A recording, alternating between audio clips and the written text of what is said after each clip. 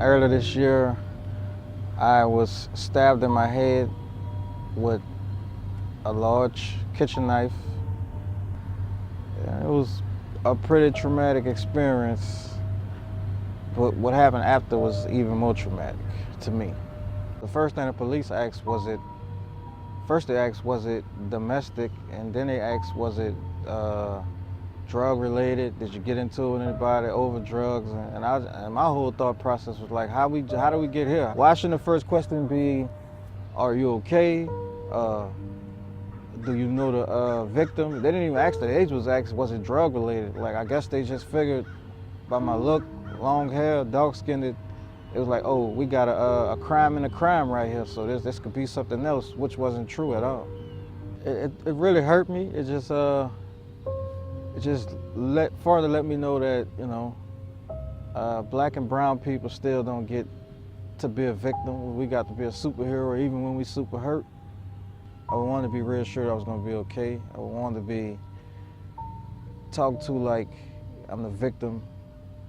I would have wanted to be approached, you know, it's going to sound funny, but I would want to be approached like a damsel in distress, because I'm hurt, I'm a victim, and I would want them to be like, we're going to get to the bottom of this, instead of being like, oh, well, this might be a crime inside of a crime. It wasn't a riddle. I wanted my crime to not be treated like a riddle. I wanted to be treated like, hey, it's a crime, this is a victim, now we need to find the other side of this equation. You know, they see me with a knife in my head, so you would want to talk to the person with a knife in his head as they're the victim and not basically victim blame. You know, and I still don't understand like how everything we got to jump through these massive hoops, even when stuff happened to us. It's a messed up process. I hate to say it's just the way it is, but hey, man, it's just a crazy situation that we live in. Basically, what I've been doing to heal is talking to people who actually have real concern about me. But until my mama actually sat down with me and I expressed to her how I still had nightmares about it and stuff like that, and I actually thought I was gonna die, then she really expressed her real feelings.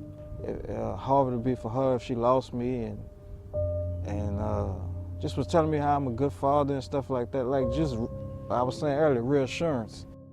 Part of my healing process, I wasn't able to heal until I was seen as the victim instead of a culprit in a situation. And once I was seen as the victim, things were going a lot more smoother in my healing process, and just me being able to talk about it. The way our community heals is talking about it. We normalize violence in order to cope with a lot of things that happen as a child or even growing up. I had a situation with my dad and my uncle was killed on the same day, and my grandmother, this happened in 2007. To this day, it still hurts her, and I know it does. And when she want to talk about them, memories and stuff like that, I'm here to listen.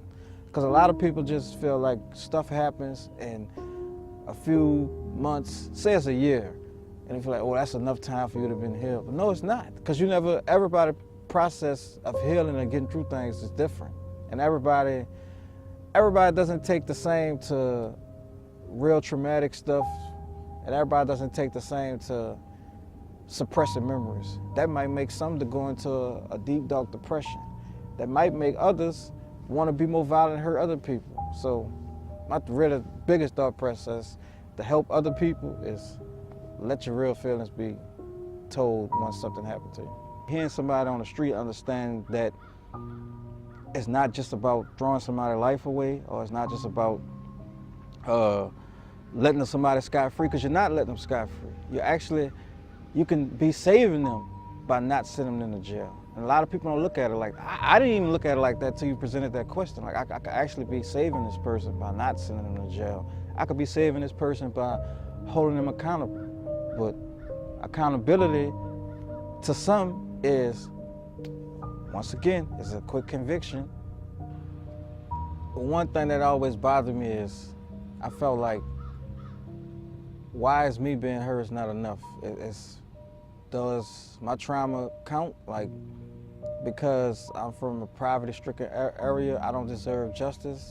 I don't deserve to cope. I don't deserve to rise up like a phoenix. Like, I don't deserve to have this triumphant story in the end of triumph. It just hurts me that you just look at it like I shouldn't be a victim. I even shouldn't be a victim.